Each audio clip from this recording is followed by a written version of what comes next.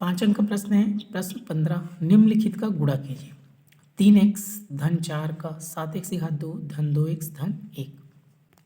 अब गुणा करेंगे तो ये हो गया 3x प्लस 4, ऐसे कोष्टक में लिखना है। फिर ये हो जाएगा 7x की घात 2 प्लस 2x प्लस 1। अब देखिए यहाँ से कोष्टक मतलब गुणा होता है, पहले आपको 3x को लिखना है, फिर कोष्टक में इसको पूरा छाप देना है। 7x की घात 2 प्लस 2x प्लस 1। फिर से इस 4 को लिखना है, फिर इसको छाप देना है। 7x की घात 2 प्लस 2x प्लस 1। क्लियर? इतना देख लीजिए, सरल सा है। पहले इसको लिखना है, फिर इसको पूरा लिख देना है, फिर इसको लिखना है, फिर इसको पूरा लिख देना है। अब गुणा होगा, इस 3x का इन तीनों में गुणा होगा, इस 4 का इन तीनों में गुणा होगा। तो याद रखिए, संख्या का संख्या से गुणा होता है और x का x से गुणा। तो ऐसे गुणा करेंगे ना, तो 3 सत्ते कितना होगा? 21। इसमें x की घात 2 है, इसमें x की घात 1 है, तो 2 और 1 कितना हो जाएगा? 3। तो x की घात 3। समझिए, ऐसे आप इसको समझ सकते हैं। एक एक गुणा आपको करना है। जैसे मैं गुणा किया 3x गुणा 7x की घात 2, 3 सत्ते 21 और इसमें 1 है। एक से x कभी भी गुणा करेंगे तो याद रखना है इसको जोड़ देना है, 2 और 1 3, ऐसा। अब देखिए वैसी इससे तो हो गया। अब इस 3x का गुणा इससे करेंगे, 3 दूनी कितना हो जाएगा? 6। इसमें 1 है और इसमें 1 है, तो x की घात 2। फिर इस 3x का गुणा 1 में करेंगे तो 3 एकम 3x। वैसे ही इसको गुणा करेंगे, 4 सत्ते 28, x की घात 2। चूंकि इधर x नहीं है तो इधर जैसा है वैसे ही लिखा रहेगा। फिर कितना हो जाएगा? 4 दूनी 8x और 4 एकम 4।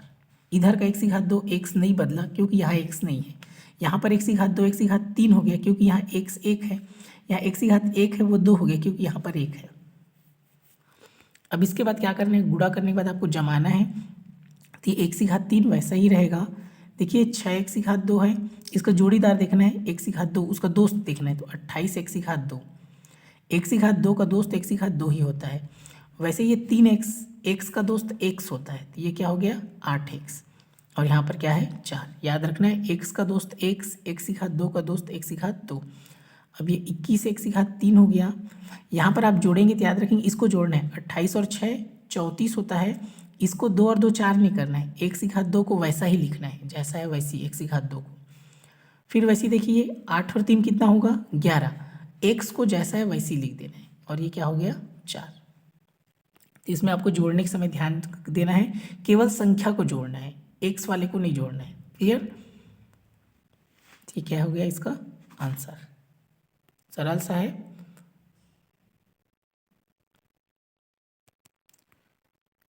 इसके अथवा में दिया है, भाग वाले दिया है 27/64 की घात 7/3 भागित दिया है 27/64 की घात 5/3।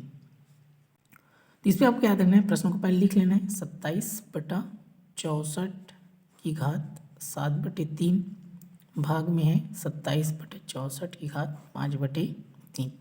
अब याद रखना है, अगर ये एक जैसे है, ये आधार है, इसको बोलते हैं 27/64 27/64, तो इसका फार्मूला होता है a की घात m भागित a की घात n बराबर होता है a की घात m माइनस n। तो देखिए ये दोनों एक जैसे हैं, ये दोनों क्या हो जाएगा? घट जाएगा। इसके हिसाब से फार्मूला है, तब आपको लिखना है, इसको घटा देना है बस। ये हो गया 27/64 हो गया, ये 7/3 है, यहाँ माइनस करना है, ये क्या हो गया? 5/3 घटा देना है। इसको एक बार लिखना है, इन दोनों घटाना है, तभी हो जाएगा 27/64।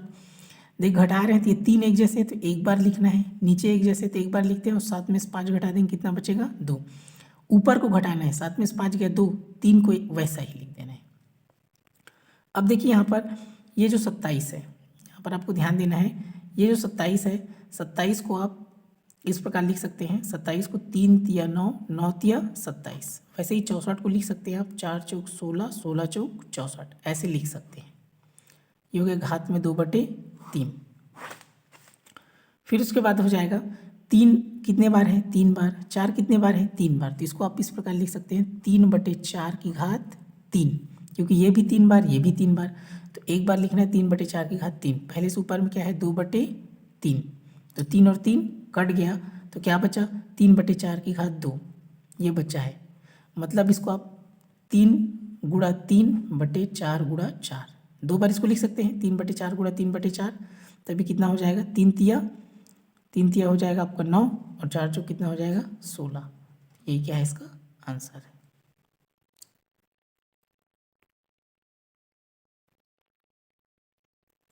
सिंपल है, तो याद रखना है बस पहले भाग है तो इसको घटाना है घात को, फिर इसको तोड़ना है। 3 तिया 9 तिया 27, 64 को 4 चौक 16 चौक 64। चूँकि दोनों 3 बार है इसलिए 3/4 की घात 3, पहले से 2/3 है, 3 से 3 कट गया, फिर घात में 2 बचा तो 3/4 गुणा 3/4 2 बार इसको लिख देना है, 2 है तो 2 बार, 3 तिया 9 4 चौक 16।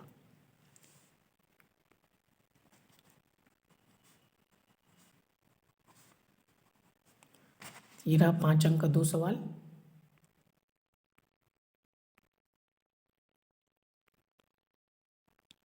ये जितना भी प्रश्न बता रहा हूँ बहुत ही इंपॉर्टेंट है और ये वाला तो एग्जाम में आ भी चुका है ये।